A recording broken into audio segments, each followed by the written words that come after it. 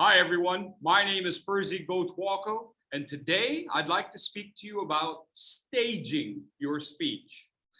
Once you have moved out from behind the lectern, you have increased your visibility.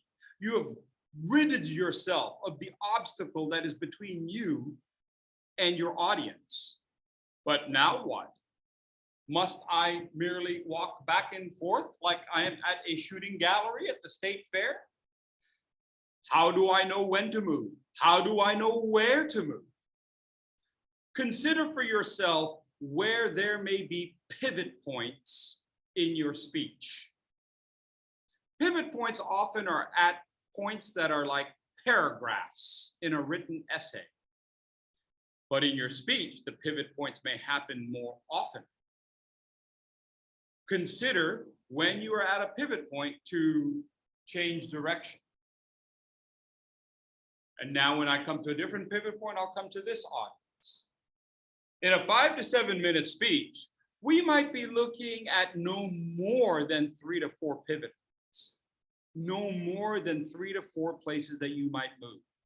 Therefore, if you start here and then you go to the right side, your right, the audience's left, for 1, and then go to the far left, but closer to the audience, for 2, and then come back center for 3.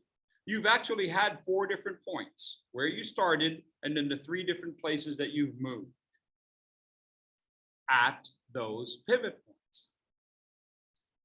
Now, here's how you maximize your pivot points.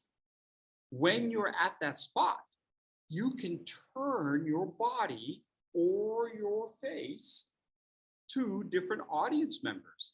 So imagine if you had 3 different places that you went to on stage.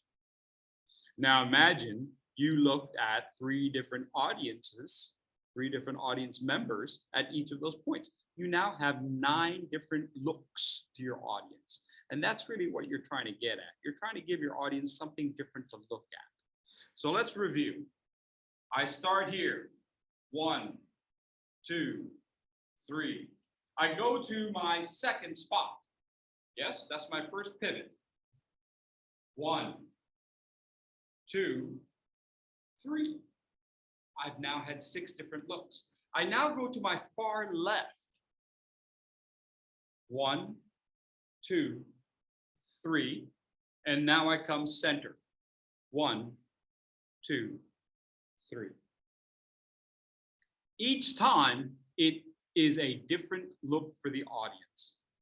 Now, as I did it within a compressed amount of time, it looks like I'm a little manic.